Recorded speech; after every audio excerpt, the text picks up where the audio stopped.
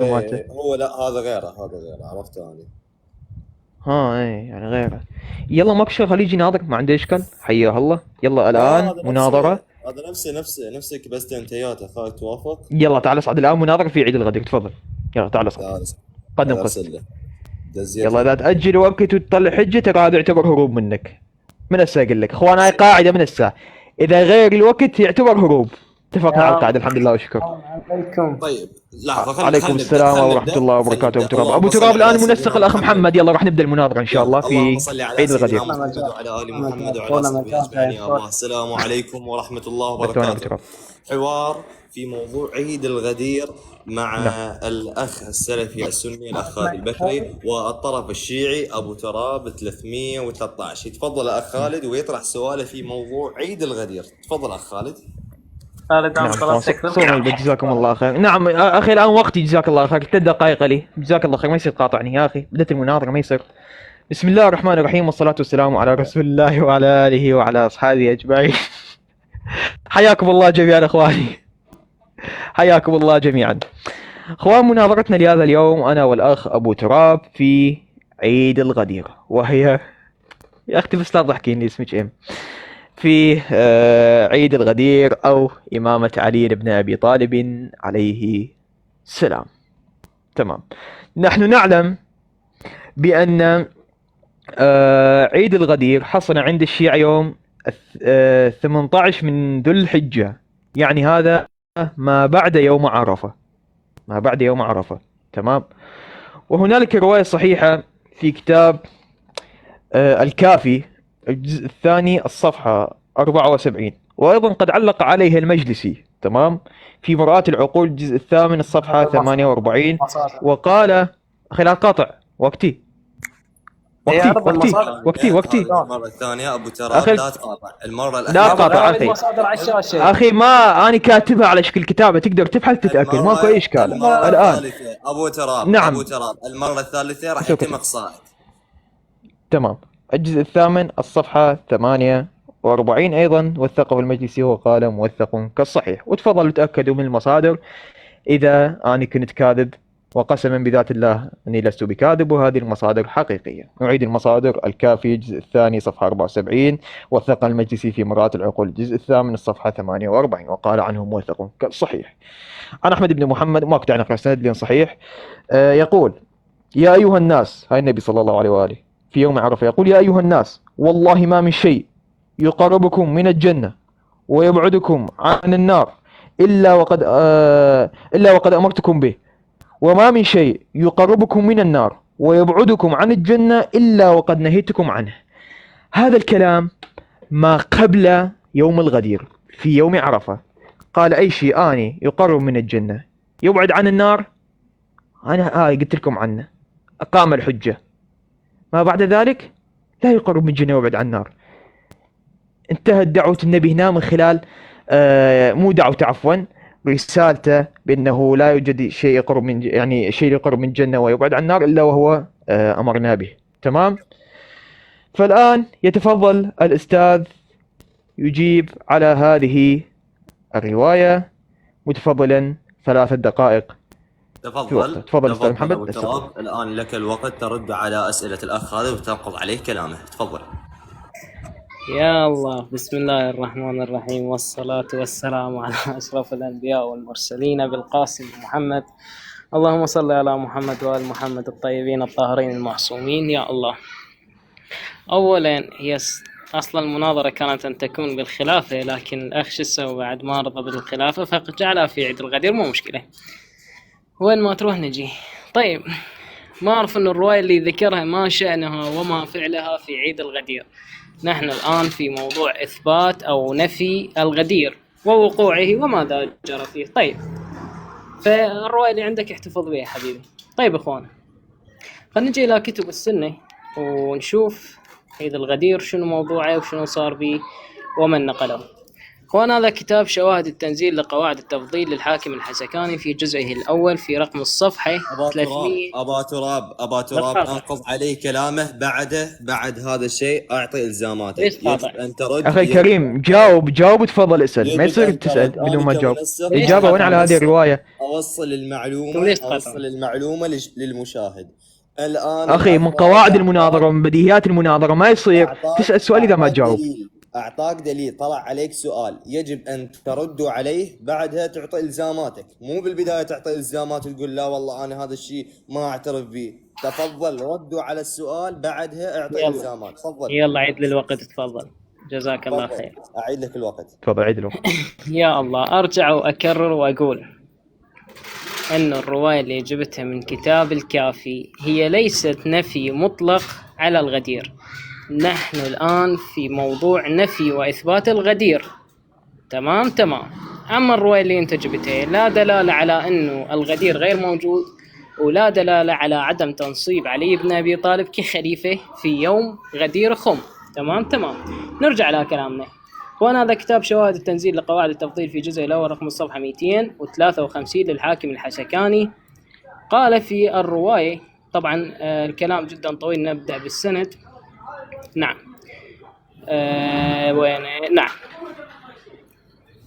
نعم. عن زياد بن المنذر يقول: كنت عند أبي جعفر محمد بن علي وهو يحدث الناس إذا قام إليه رجل من أهل البصرة قال له عثمان الأشعى، أو يقال له عفوا عثمان الأشعى، كان يروي عن الحسن البصري، فقال له: يا ابن رسول الله فداك إن الحسن يخبرنا أن الآية نزلت بسبب رجل ولم يخبرنا من الرجل. قال: وما تلك الآية؟ قال: يا أيها الرسول بلغ ما أنزل إليك من ربك فإن لم تفعل فما بلغت رسالته. فقال: لو أراد أن يخبر به لأخبر به، ولو كان يخاف أن جبرائيل هبط على النبي فقال له: إن الله يأمرك أن تدل منك وتدل على أمتك عفوا على صلاتهم فدعهم. ثم هبط الوحي فقال: إن الله سبحانه وتعالى يقرأك السلام يا محمد ويأمرك أن تدك على زكاتهم فدعهم. يقول: حتى أنه قال رسول الله: يا رب إن قومي قريبوا عهد الجهالة فيهم تنافس وفخر وما منهم رجل إلا وقد وتر إليهم وأني أخاف. فأنزل الله تعالى عليه الآية: يا أيها الرسول بلغ ما أنزل إليك من ربك، يريد فيها بلاغته التامة والله يعصمك من الناس. فلما ضمن هذه الآية أخذ بيد علي فقال: من كنت مولاه فهذا علي مولاه، وعادي من عاداه، وانصر من نصره، واخذل من خذله، وأحب من حبه. فقام إليه عمر بن الخطاب فقال له: بخا لك يا علي. طيب الآن بهذه الرواية وجه ابن مردويه إنها صحيحة. السؤال لك يا خالد، هل وقتي قال أسأل سؤالي؟ طيب ما في مشكلة. الآن يا خالد، هل عمر بن الخطاب أنقض البيعة أم لا؟ تفضل. طيب الآن جميل جدا. تفضل لك 3 دقائق. جميل جدا. بس بداية اذكر لي صاحب قبل لا ابدا بالوقت، قبل لا تحسب الوقت اخ محمد، بس بداية اذكر لي اسم الكتاب واسم العالم حتى اسجل يمينا. تفضل ابو تراب. شواهد التنزيل لقواعد التفضيل. نعم. لمن هذا الكتاب؟ الحسكاني. نعم الحسكاني. جميل جدا. بداية السند اول شخص شو اسمه؟ عن زياد بن المنذر عن الإمام الباقر. اثبت لي بأنه الحسكاني عاشر زياد بن المنذر. عود وبعدين تيجي ترد عليه إن شاء الله في مداخلتك. شلون نعم اثبت لي بأنه عاشر حتى ينقل عنه. الآن وقتي. بسم الله الرحمن الرحيم، والصلاة والسلام على رسول الله وعلى آله وعلى أصحابه أجمعين. نبدأ من حيث انتهى إن شاء الله. يقول بأن هل عمر بن الخطاب رضي الله عنه وأرضاه بأنه هل قبل البيعة أم لا؟ أولا بخ. تمام. وعندنا هذه الرواية ليست دليل على الخلافة وليست دليل على إمامة علي رضي الله عنه، وكما موجود في شرح النووي لشرح صحيح مسلم، وقال هذا دليل على المحبة والمودة، دليل على المحبة والمودة. وأيضا النبي صلى الله عليه وسلم قال لعمر بن الخطاب بسند حسن عندنا: لو كان نبي من بعدي لكان عمر. يعني المصدر هو حسن. تمام. فهل معنى هل عمر بن الخطاب هل هو نبي والعياذ بالله؟ لا يا أخي الكريم، فما لها أي علاقة. تمام. بخصوص الرواية اللي أنا أتيت بها بداية، أنا ما قلت لك هذه الرواية تبطل عيد الغدير، لا، أنا قلت لك بأنه هذه الرواية تحث على أن عيد الغدير لا يقرب من جنة ولا يبعد عن نار. تمام. اخوان اعيد المصدر، ما فهمني، هو ما فهمني اثناء ما قاعد انطي المصدر. تمام اخواني، ركزوا وياي. الكافي الجزء الثاني صفحة 74، صححها المجلسي بمرآة العقول. السنة الصحيح ما أقدر أقرأ، نبدأ بالمتن. تمام. قال خطب رسول الله صلى الله عليه وسلم في حجة الوداع فقال: يا أيها الناس، والله ما من شيء يقربكم من الجنة ويبعدكم عن النار إلا وقد أمرتكم به. يعني أي شيء موجود آني قايله بأنه هذا الشيء هو راح يقربكم من الجنة ويبعدكم من النار، واللي نهيت عنه فعكس هذا الشيء. تمام. بعد هذه الخطبة أي شيء، هاي في معتقدك طبعا، أي شيء يقول النبي ما يقرب من جنة ولا يبعد عن نار. السؤال الأول أستاذ، هل نعم، هل عيد الغدير مقرب من جنة ومبعد عن نار؟ تمام. السؤال الثاني أريدك جاوبنا عليه. من الأئمة المعصومين شرع الاحتفال في عيد الغدير؟ الوقت لك، اتفضل. الان ابو تراب تفضل، لك 3 دقائق رد على كلام طيب أخ خالد قبل ما والصباح تنتهي عليه الوقت، ويعطي سؤالك إلزامات. شنو كان؟ على الحاكم الحسكاني قبل لا صوت تبدأ الوقت. واضح؟ نعم. صوتك واضح، بس قبل لا يبدأ صوتك الوقت صوت؟ سؤالك شنو كان على الحاكم؟ صوتك موجود. اي تمام، تفضل. عفو قطع يمي، تفضل يا حاكم. لا قصدك صاحب الكتاب؟ حاكم حكس. نعم. بينه العاشر زياد أو الراوي، وما هو الدليل على ذلك؟ تفضل. تفضل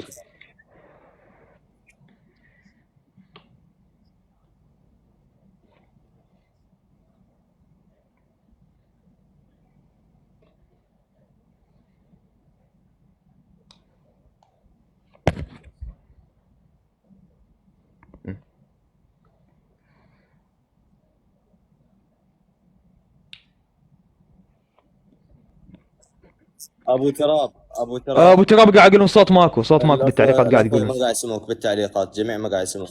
انزل ورجع صوت ما أصحابك. قاعد يقولون. قاعد يكتبون. تمام. طيب انزل اصعد. بس قبل لا اصعد خلي اجيب جوال ثاني على مود اسجل ادلته وارد عليه. تمام، حتى ابحث عنها. تمام. تمام هسه ممكن خلينا. نتوقف الوقت لدقيقة واحدة فقط، بس اتي بالموبايل الثاني واتيكم. اوكي. صعد انت عم صادقة. نعم.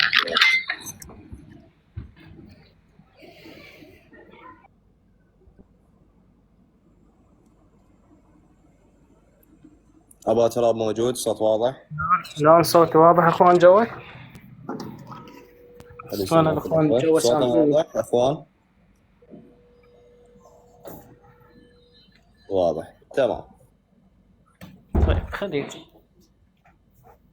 تفضل يا أخ خالد. نعيد لك الوقت.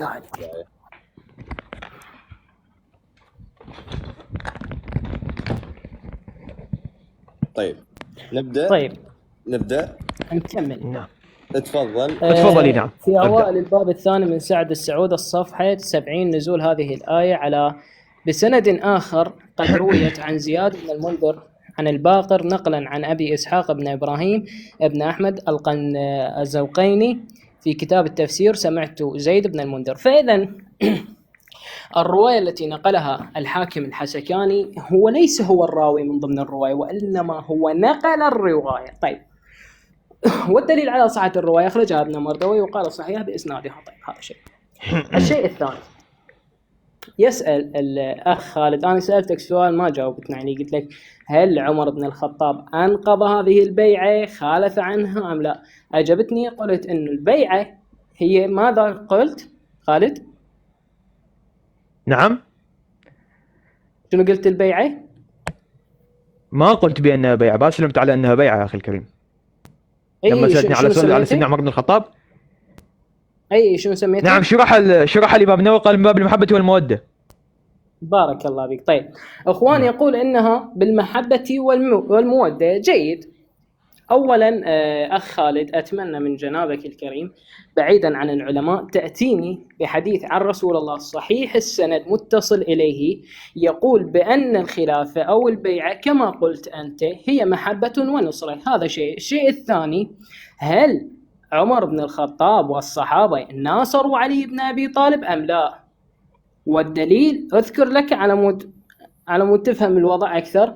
هل عمر بن الخطاب ومن كان معه وطلحة والزبير وغيرهم هل هم نصروا علي بن أبي طالب في معركة الجمل أم لا؟ هذا شيء. الشيء الثاني يقول أيضا هل أهل البيت عندكم كانوا يأمرون به؟ هل يأمرون بعيد الغدير؟ هل تحدثوا؟ نعم، لدينا رواية عن مولانا المولى جعفر الصادق عليه أفضل الصلاة وأتم التسليم على أهل بيته، يقول عفوا: في هذا اليوم من ضحك أو تبسم في وجه أخيه فقد غفر الله له. طيب، هذا شيء. الشيء الثاني إخوان، مع ذكر دليلك رجاء إن شاء الله في مداخلة القادمة. الآن إخوان، هذا كتاب الموفق الخوارزمي، كتاب المناقب في جزئه الأول في رقم الصفحة 6 بحديث جدا جدا طويل إلى أن قال: فقام رسول الله في محشد عظيم من الناس التف حوله الإسناد؟ وجوه. الإسناد؟ نعم، الإسناد؟ طيب، هو الحديث طويل ما ذاكر الإسناد، لكن مداخلة القادمة راح أذكر لك إياها، بس أنا عندي نص يعني شاهد فقط، جميل. مو إنه الرواية كلها. طيب طبعا التف حوله المهاجرين والأنصار. طيب، هنا المهاجرين والأنصار أخوان كانوا موجودين في يوم الغدير، إذن بايعوا علي بن أبي طالب وبايعوه كما قال خالد، بايعوه على أنه خليفة وبايعوه على الأمر الذي هو قال به إنها محبة ونصرة. هل المهاجرين والأنصار هنا ناصروا علي بن أبي طالب بعد وفاة النبي أم خذلوه؟ تفضل المايك لك. طيب، قبل أن يبدأ جميل خالد جدا. قبل أن تبدأ خالد، موضوع نعم. أبا تراب، عندما تذكر رواية عن إمام أو عن عالم أو أي شيء قول إله، تذكر المصدر، وإذا كانت رواية تذكر السند والجزء والصفحة. هاي النقطة الأولى. النقطة الثانية، الأخ عندما قال لك أن هذه ليست بيعة، نعم البيعة يكون فيها هذه الشروط، إنما الولاية والأمر، ولكن خلوه يجاوب. لا أنا قاعد أخ محمد، أوضح بعدين أنا راح أوضح لك أخ محمد، جزاك الله خير. أنا راح أوضح لك. ثواني بسيطة. نعم. أنا كمنسق أفهم الطرف الآخر نعم. على مود يوصل لمشاهد. أكيد. الأخ عندما قال أن كلام رسول الله صلى الله عليه وسلم لم يكن بيعة من كلامه عندما قال مولاه، ذكر المولى. طيب، وصلت المعنى؟ تفضل أخذ لك 3 ثواني، لك 3 دقائق، تفضل. نعم. بسم الله الرحمن الرحيم، والصلاة والسلام على رسول الله وعلى آله وعلى أصحابه أجمعين. بداية إخواني الأعزاء، سمعتوا أجابنا على الرواية التي أنا قد طرحتها من كتاب الكافي الذي قد صحح المجلسي من مرآة العقول. هل أجاب عنها ووضح لنا بأنه هل عيد الغدير هو مقرب من جنة وبعد عن النار؟ لا. هل أتى لنا برواية أن الإمام المعصوم شرع الاحتفال في يوم الغدير؟ لا. بخصوص الرواية الأخيرة التي قد ذكر لا تحتوي على إسناد، سقطت الرواية. الرواية الأخيرة التي ذكرتها حضرتك سقطت الرواية لأنها لا تحتوي على إسناد، وحضرتك تقول على أنه رواية طويلة. أخي العزيز، ألا تعلم بأن الإسناد يذكر في بداية الصفحة؟ ارجع إلى بداية الصفحة راح يطلع لك الإسناد كامل أستاذ. تمام. بخصوص سؤالك يا أخي الكريم، شو قد أنا سريع واثق. تمام. سؤالك الأخير اللي أنت تفضلت وسألته بأنه هل أريد حديثا عن النبي صلى الله عليه وسلم على أن الخلافة دليل على المحبة والمودة. عزيزي، أنا وين سلمت لك على أنه بيعة الغدير هي خلافة؟ أنا وين سلمت على أنه بيعة الغدير؟ أنا وين سلمت على أنه بيعة الغدير هي خلافة؟ هي ليست خلافة، هي محبة ومودة. كلام جميل قاله النبي صلى الله عليه وسلم إلى علي بن أبي طالب، وكذلك قال النبي صلى الله عليه وسلم إلى عمر بن الخطاب: لو كان من بعد نبي لكان عمر. فهل هو عمر بن الخطاب نبي؟ نقول عنه لا، خليفة من خلفاء الراشدين الثاني نعتبره. فأنا ما سلمت على أنه بيعة الغدير هي خلافة. وبخصوص السؤال أستاذ، أرجع أعيده للمرة الثالثة، وأتمنى أنه المنسق وأخونا الأستاذ محمد يعني يلزمه بأنه في بداية الوقت يجاوب عنه، وإذا ما فهم يوقف الوقت وأنا أوضح لك السؤال وبالخدمة.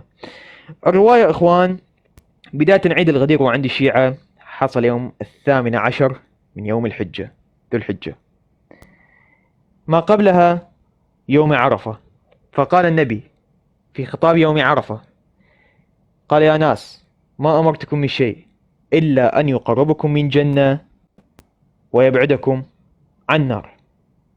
أي شيء أمرتكم به يقرب من جنة ويبعدكم عن النار.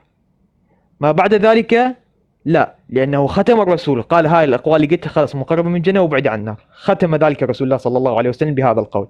ما بعد ذلك ومن ضمن عيد الغدير هل عيد الغدير مقرب من جنة ومبعد من نار؟ اتفضل الوقت لك. طيب ما جاوبتنا على السؤال يا خالد. أي سؤال؟ أنت قلت الآن هي محبة ونصرة، هل طلحة والزبير ناصروا علي بن أبي طالب في معركة الجمل أم لا؟ موضوعنا مو معركة الجمل عزيزي، موضوعنا مو معركة الجمل، أنت غير موضوعنا هو غير حاليا أنت بيعة بتثبت الغدير. النصرة. غير أنت بت النصرة. لا استاذ ابو تراب جزاك الله خير، اي موضوع خارج بيعة الغدير هذا يعتبر هروب، ان كان مني وان كان منك. تفضل يلا طيب تفضل. الان خالد طبعا مقدر لك دقيقه واحده، انت ما ادري تريد تسلمها بكيفك. لا ما طيب اريد. الان ابو تراب تفضل لك 3 دقائق، وهذه الدقائق الثلاثه الاولى بدايته رد على سؤال الاخ خالد في مسالته قول رسول الله صلى الله عليه وسلم، بعدها اطرح الزاماتك وانقض على كلامه. طيب يا الله، بسم الله الرحمن الرحيم. طيب خالد، قبل لا أبلش بالرد على الأسئلة، سؤال من وقتي، من الأفضل الحديث الحسن أم الصحيح؟ الحديث الصحيح لانه اعلى. شكرا لك. طيب اخوان، خالد يقول ان الحديث الحسن هو افضل، عفوا الحديث الصحيح افضل من الحسن، صحيح. وهذا من المتعارف عليه. طيب خلينا ناتي بالحديث الصحيح والمتواتر ايضا، وصل مرحلة الاستفاضة فتواتر كما يقول عنه العلماء اهل السنة واهل الشيعة، وهي عن رسول الله يقول لعلي بن ابي طالب: إنك مني بمنزلة هارون من موسى إلا أنه لا نبي من بعدي.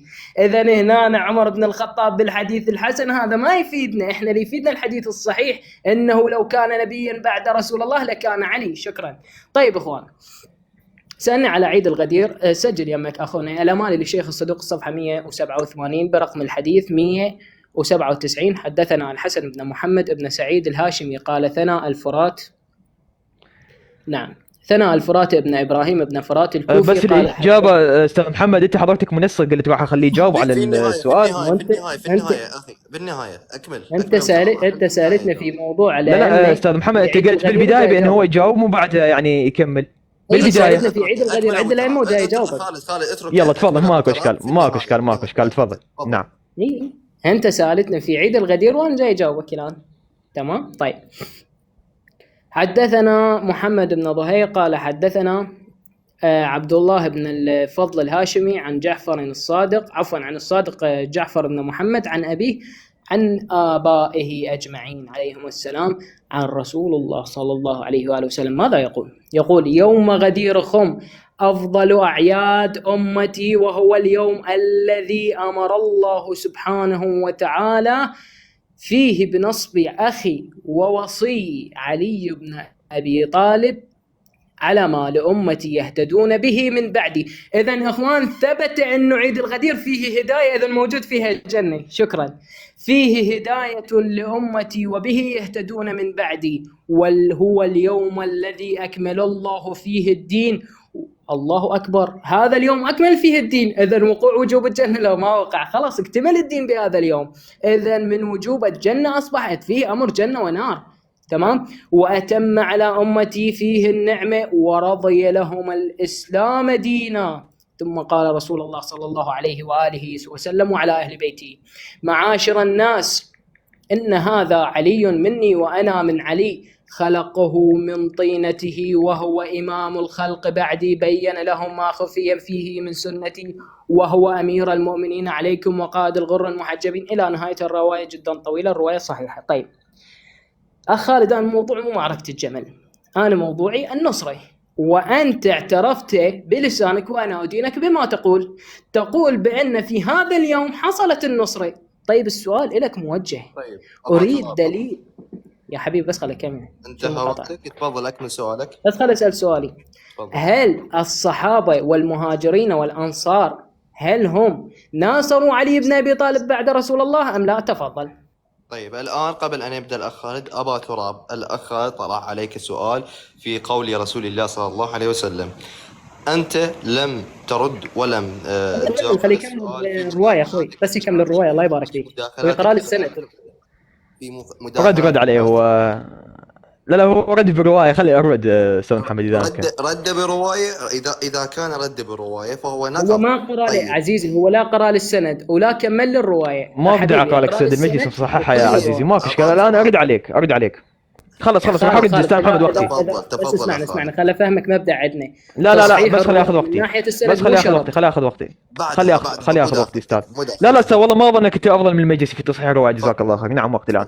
بسم الله الرحمن الرحيم، والصلاه والسلام على رسول الله وعلى اله وعلى اصحابه اجمعين. عندما سالني من الافضل، الحديث الصحيح ام الحديث الحسن، وعندما قلت له الحديث صح هو اعلى من الحسن، فيقول لي اشكرك لانه اعترفت بان علي بن ابي طالب هو نبي من بعد رسول الله صلى الله عليه وسلم على هذه المنزله، يعني تمام، لانه استدل بحديث انت مني بمنزله هارون من موسى. منزله هارون من موسى هي الاخوه، ليست الخلافه وليست النبوه. جميل جدا.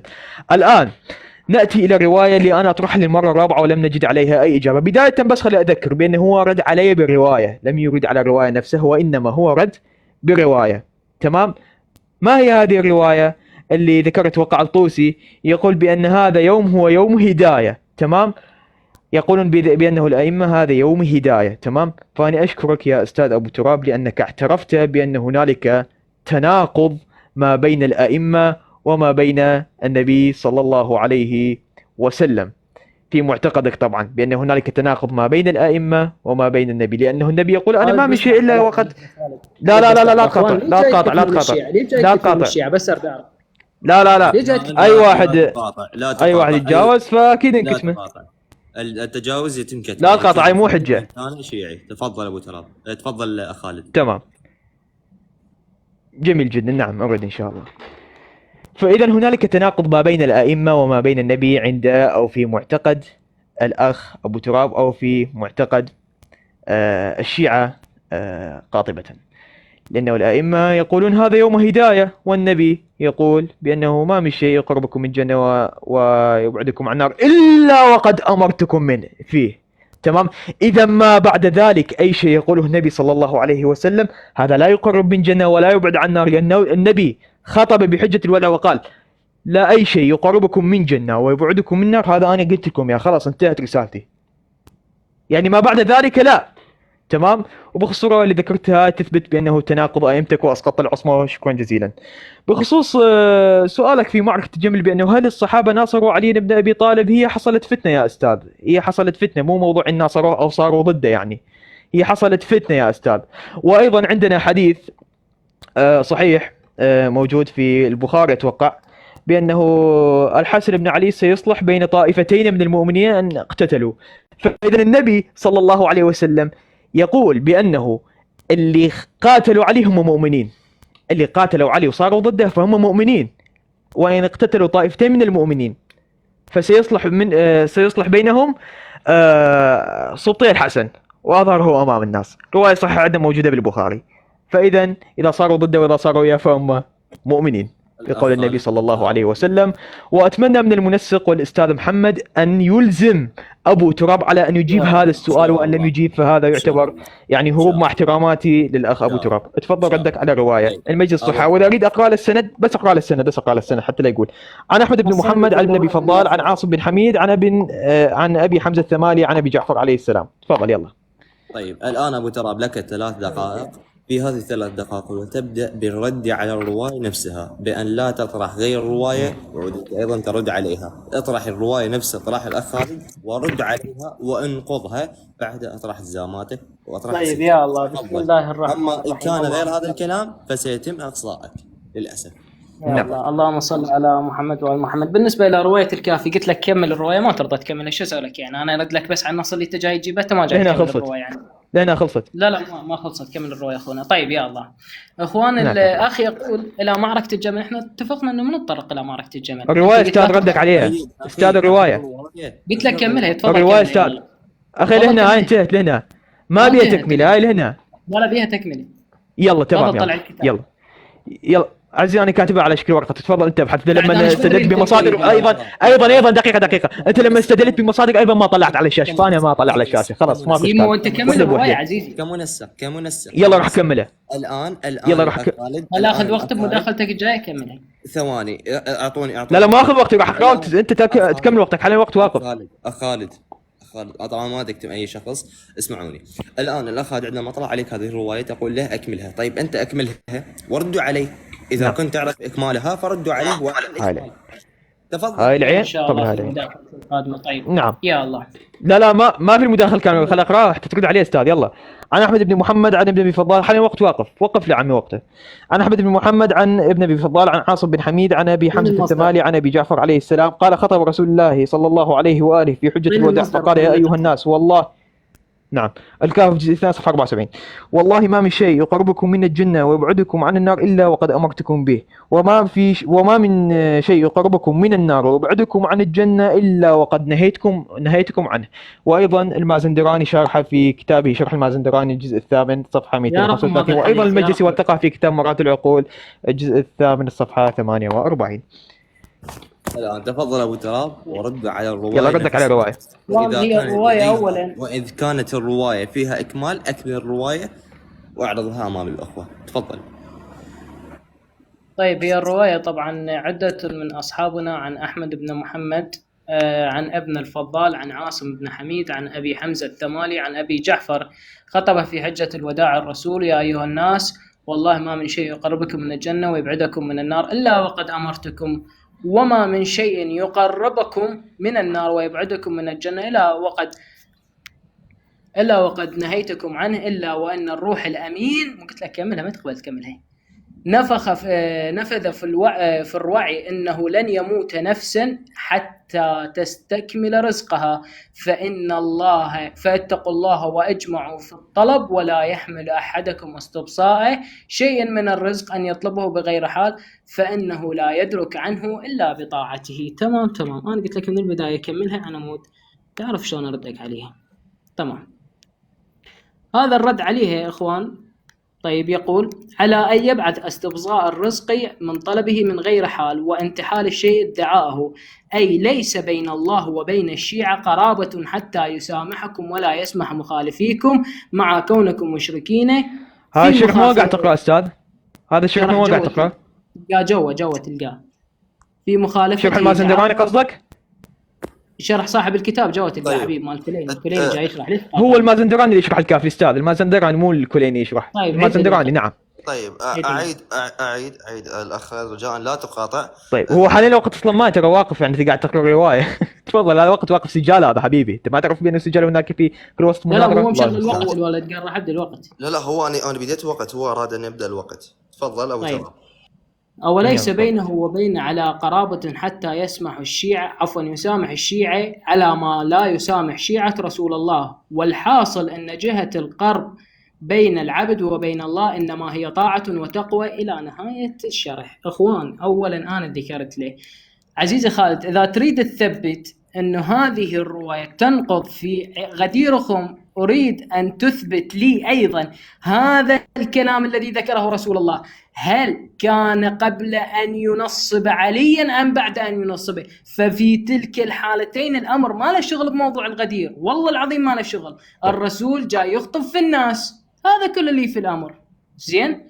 طيب. الآن أرجع وأقول لك خالد، أنا سألتك سؤال قلت لك هل الصحابة والمهاجرين والأنصار هل ناصروا علي؟ أنت قلت لا تدخل بمعركة الجمل، قلت لك أوكي، سويت لك الموضوع. رديت عليه. هل لا طبيت على معركة الجمل، ما له شغل بيها، طبيت على الفتنة بدون مقاطعة. تفضل. عد الوقت أخونا. طيب يدخل إلى معركة الجمل هو وبعدين يقول لا. تمام.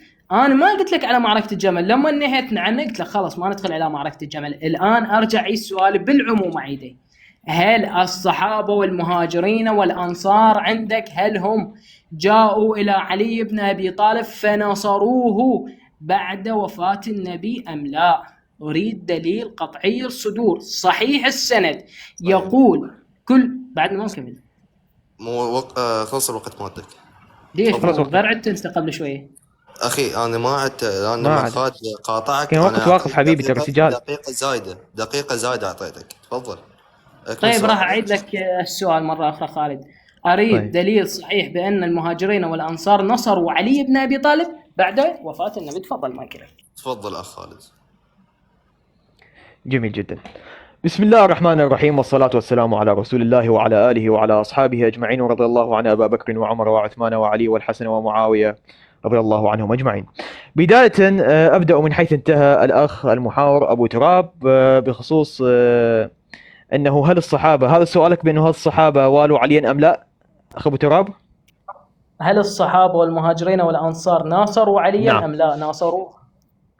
ناصروا يعني ناصروا في المعارك وكذا، يعني جمل وصفين وغيرها. في كل شيء ناصروه أم لا؟ جميل جدا، يلا احسنت. اولا نعم ناصروه في خلافته وكانوا وياه، نعم. اذا قصدك من خلال المعارك بانه صاروا ضد البعض من الصحابه مثلا طلحه وغيرهما، فانا وضحت لك وقلت لك انا طبعا ما اقدر اروح لموضوع المعركه الجمل، بس قاعد اوضح لك بانه النبي قال بانه حتى لو مثلا الصحابه ما كانوا ويا علي فايضا يعتبرون حكمهم مؤمنين، لانه النبي قال هناك طائفتين من المؤمنين راح يقتتلون وسلطي الحسن سيصلح بينهم، فحتى لو ما والوا علي فيعني او ما وقفوا وياه فايضا يعني ما يعتبرون على انهم مؤمنين، بل بالعكس يعتبرون هم مؤمنين. بخصوص الروايه قل لي اخي هي ما لها علاقه في عيد الغدير، وهل هو قالها قبل عيد الغدير وبعد عيد الغدير؟ اخي انت ما فاهم السؤال اصلا، انت السؤال بالاساس انت ما فاهمه اخي الكريم. هذه الروايه انا ما قاعد اقول لك اسقط لك عيد الغدير، قاعد اقول لك بانه عيد الغدير بما انه قاله بعد يوم عرفه فعيد الغدير ما به من باب بانه يدخل الجنه ويبعدك عن النار، تمام. فاذا انا يعني الان انا اذا اعترف في عيد الغدير او اذا ما اعترف في عيد الغدير، وحتى انت نفسك يا موالينا يا الشيعي اذا تعترف في عيد الغدير واذا ما تعترف في عيد الغدير، فانت يعني لا راح تقرب من جنه ولا راح تبعد من نار. هذا قول النبي صلى الله عليه وسلم، يقول انا اي شيء في يوم عرفه يعني قبل ذلك امرتكم به يقربكم من الجنه ويبعدكم عن النار. يعني شنو معناته؟ يعني معناته اي شيء يقرب من الجنه ويبعد عن النار يعني قلنا عليه، وايضا نبهنا ما في عكس ذلك، تمام. اذا بعد ذلك اي شيء النبي صلى الله عليه وسلم يقوله اي معتقدك بانه لا يقرب من جنه ولا يبعد عن النار، وقد قال عيد الغدير بعد هذه الخطبه، يعني عيد الغدير لا يقرب من جنه ولا يبعد عن النار. جميل جدا. بعد شنو عنده اسئله؟ ما سمعت عن السؤال الاخر، شنو عنده اسئله بعد ابو تراب؟ أكملت أنت على مود طيب. تنقض على الكلام. الأخ لا هذا ما خلص وقتي. خلص وقتك. خلص وقتي؟ نعم انتهى. يلا ما في. طيب طيب الان تفضل ابو تراب، لك دقائق. يا الله اخوان، نرجع الى نفس الروايه مالت الكافي اللي هو يحاول نعم. ان يجعل عيد الغدير هو ليس به منفعه او ليس فيه جنه ونار او سبب لمنفعه في الدنيا. طيب هذا الحديث بطريق اخر، هذا اخوان كتاب موسوعه الغيبه جمع واعداد وتعليق عبد الرحمن العقيلي في جزئه الاول برقم الحديث 9 برقم الصفحة 356 برقم الباب 26 ما روي عن جعفر الصادق في قائمنا المهدي. حدثنا أحمد بن الحسن القطان وعلي بن محمد بن محمد ابن أحمد بن محمد الدقاق وعلي بن عبد الله الوراق وعبد الله بن محمد. مو هذا السند هذا غير طريق آخر. هذا غير طريق. لا ما عليه بيه ردي على هاي ما عليه بيه. خل اوصل لك فكره بهذا السند بس. اخ محمد انت منسق اخ محمد، هو قاعد يروح على غير روايه. اذا عندك خل اوصل لك فكره بهذا الحديث. عندك موضوع تقدر تكتب لي اياه بالتعليقات وانا اطرح للاخ. الان ما يصير. الاخ خالد عندما قال لك طرح لك سندا يختلف عن السند انت ذكرته لما تطرق ما لي علاقه بغير روايه. انا راح ارد على الروايه. تفضل. لا رواية الكافي. رواية الكافي تفضل. اترك انا رواية الكافي تفضل. الان الرواية موجودة في كتاب الكافي. اطرح نفس السند ونفس الرواية، غير رواية او غير حبيبي غير جاي ارد على الرواية يعني انا غير ارد على الرواية ولكن يختلف. غير ارد على الرواية يختلف السند. يلا تفضل اذكر السند مال الرواية. يلا تفضل اذكر السند مال الرواية نفسه. يا برد ارد على الرواية شنو هاي. يلا تفضل مال الكافي راح ارد. يلا اذكر السند. اي راح ارد عليها من خلال هذه الرواية. لا نفسه ترد عليه، ما ترد رواية برواية. لا اخ رجال. لا حبيبي ما يصير ترد رواية في رواية. استاذ بالله عليك انت منو صدرك للحوار؟ اخي رواية كتاب الكافي تفضل ردي عليها. ما له منفعة. انت مو قلت الغدير ما له منفعة في الجنة والنار؟ غير جاي يثبت لك انت راح تجيب لي رواية على انه انها منفعة، بس انت بهذا الشيء قاعد تثبت لي تناقض ائمتك وعلمائك. اسمعني هاي الرواية نفسها بها ترتيب، بها هناك كلام انه رسول الله قد نصب علي وهذا. لا اخي ما يصير تروح لغير رواية. رد على رواية الكافي ما يصير تروح لغير رواية. اخي الكريم انا طرحتك رواية الكافي تروح لغير رواية، هذا هروب منك. هذا هروب منك. نصب علي بعدها قال هذا الكلام. ايش بيك؟ نصب علي وبعدها نقل هذا الكلام. ثواني اخ يوم يعني يوم دقيقة دقيقة خالد. يوم عرفة، دقيقة يوم عرفة بعد بس دقيقة أخ محمد. الآن يعني يوم عرفة تمام قبل الوقت انا موقفه. بس اعطينا مجال نكمل هسه تقاطع. اي نعم، هو سجل حاليا بيننا ان شاء الله. بعدين لا أبو تراب. خلت تنتهي المداخله ما تريد ما يصير يتعامل ساعة ما قاطعتك تكمل وانقض. لحظات. ابا تراب الاخ خالد عندما طرح لك الروايه عزيزي غير جاي يرد عليها، جاي يبين له شيء. لا ما يصير تروح لها غير رواية ابدا، ترد عليها نفسها بالتفصيل، اطرح السند نفس الاسناد ونفس المتن. رواية اخرى هروب اطرح منك نفس السند. يا عم غير جاي يرد على الرواية، غير جاي يرد عليها العشان. يلا على هاي الرواية نفسها راح ارد. اطرح السند. يلا تفضل اطرح السند. اقرا السند. لا اله الا الله. اقرا السند اقراه. عزيزي غير هسه ليش ما ولا تقرا السند، اقرا ولا تقرا السند. ما نكمل. يلا اقرا السند. اقرا السند. اقرا السند. اقرا لا اقرا السند. خالد انا خليه يقرا السند. عزيزي يلا. انت ابا تراب خلينا نوضح للعالم يا اخونا، الله يبارك فيك، خلينا نوضح للعالم. طيب يلا تفضل. اي خلينا نوضح للعالم. اولا انت تريد ان تثبت بان عيد الغدير حصل قبل هذا الكلام، تمام، وانه لا منفعه من بعده. هذا اللي انت تريد تثبته. انا جاي اثبت لك غير شيء، غير تعطي مجال تذكر الروايه. طيب غير تقرا السند نفس الموجود في روايه يا حبيبي يا حبيبي هو شنو هو؟ عوفه يا ابو محمد، عوفه انا مسامحه. تفضل اطرح الروايه نفسها. اي نعم تفضل. ما في تفضل يلا ما بس جاوبني. لا عد الطرق تفضل يلا. يلا بعد الطرق تفضل بس يلا تفضل خلص تفضل. خلاص شنو بعد اعطيك خلينا نكمل. تفضل طيب يلا تفضل. قال حدثنا عبد الله بن ابي الهذيل سالته عن الامامه فمن يجيب وما علامته وما تجب له الامامه. السند من البدايه. جدا طويل بس راح اقرا لك اياه، راح ياخذ وقت كلش هواي. حدثنا احمد بن الحسن القطان وعلي بن احمد بن محمد الدقاق وعلي ابن عبد الله الوراق وعبد الله بن محمد الصائغ ومحمد بن احمد الشيباني رضي الله عنهم كما كتب صاحب الكتاب. قالوا حدثنا أحمد بن يحيى عن زكريا القطان حدثنا بكر بن عبد الله ابن حبيب قال حدثنا تميم ابن بهلول قال حدثنا عبد الله بن ذهيل سألت عن الإمامة فمن يجيب وما علاماتها وما تجيب لها، فقال لي إن الدليل على ذلك على المؤمنين والقائم في أموره والناطق والعلم بأحكام أخو نبيه صلى الله عليه وآله وسلم وخليفته على أمته ووصيه عليهم ووليه الذي كان منه بمنزلة هارون من موسى إلا أنه لا نبي من بعده والمفروض الطاعة. ويقول الله عز وجل في الآية المباركة يا أيها الذين آمنوا أطيعوا الله والرسول وقد جل ذكره. قال أيضا إنما وليكم الله والرسول والذين آمنوا المدعو إليه بالولاية له إمامة يوم غدير خم بقول رسول الله ألست أولى من أنفسكم قالوا بلى قال فمن كنت مولاه فهذا علي مولاه اللهم والي من والاه وعادي من عاداه وانصر من نصره واخذل من خذله وعن من أعانه. ذلك علي بن أبي طالب إمام المتقين قائد المحجبين قائد الغر المحجبين وأفضل الوصيين وخير الخلق أجمعين بعد رسول الله وبعده الحسن والحسين سبطا رسول الله.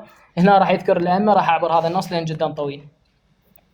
ثم الحسن بن علي عليهم الصلاة والسلام أجمعين إلى يومنا هذا. فعندها ما ذكرها رسول الله فقال خطب رسول الله صلى الله عليه وآله وسلم في حجة الوداع فقال يا أيها الناس والله ما من شيء يقربكم من الجنة ويبعدكم من النار إلا وقد أمرتكم به وما من شيء يقربكم من النار ويبعدكم بالجنة إلا وقد نهيتكم عنه فولاية علي بن أبي طالب هي التي تقربكم إلى الجنة.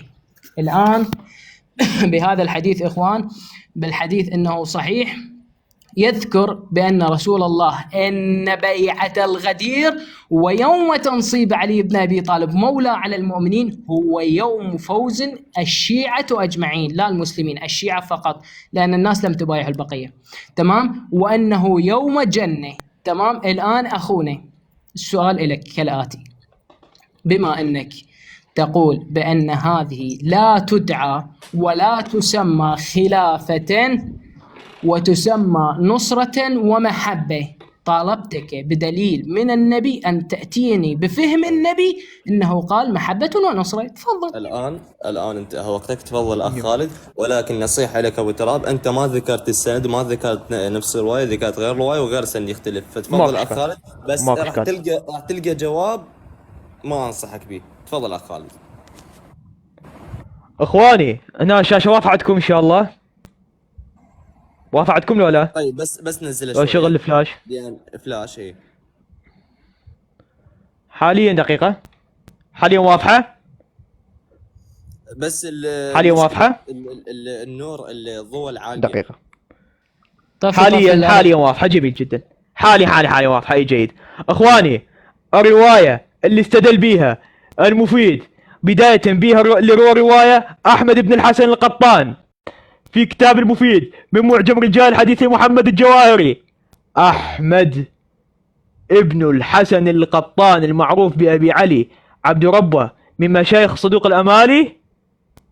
شنو هاي؟ واضحة لو ما واضحة؟ شنو هاي يا اخوان؟ اريد تقول اياها بصوت واحد. مجهول نعم. بصوت واحد. يلا ابو تراب اقرا. يلا ابو تراب اقرا يلا. نعم. اكمل عزيزي. يلا اقرا. هاي لا يعبد يكون عاميا متحدا مع احمد بن الحسن. هاي يلا كملت هاي الاخير. قرب يلا اقرا. قرب الكاميرا. يلا هاي مو مشكلة. يلا اقرا ابو تراب اقرا. اقرا. هاي يلا اكمل. يلا تمام. اكمل. لا يبعد ان يكون عاميا متحد مع ما واضحة دقيقة. ان يكون عاميا متحدا مع احمد بن الحسن. انتهت لهنا. اقرا لي هاي شنو على السريع اقرا. يلا اقرا. خلاص اقرا. كمل يلا كمل. مو اقرا. لا ما قول النجاشي. لا محمد جواري احمد بن حسن القطان معروف بابي عبد عبد ربه من مشايخ صدق. شنو اقرا. اقرا بس اقرا بس اقرا. اكمل مداخلتك. شنو اكمل يلا. مجهول. الله اكبر جميل جدا. انتهت المناظره والروايه اللي انت استدلت بها حضرتك مجهوله والروايه اللي عندي هي الروايه الصحيحه. تمام. الرواية الصحيحة والرواية اللي أنت جبتها تؤكد على أن بيعة الغدير هي ما بعد ذلك. هو عفوا قبل. يريد يثبت على أنه مثلا بيعة الغدير هي قبل يوم عرفة. الله أكبر. لله دركم يا أهل السنة. والله لا يوجد شيء اسمه يوم الغدير والبكر موجود. البكري ولك يكذبين. شو الغدير الكذب يرجع بالارض لكم. شنو الغدير قدامكم؟ شنو الغدير هذا قدامي؟ انا طبعا قلت له لما تطرقت الغير موضوع طرقت اليه هذا ما راح يفيدك. وصل النت هذا ظهر الامام شهور بينا.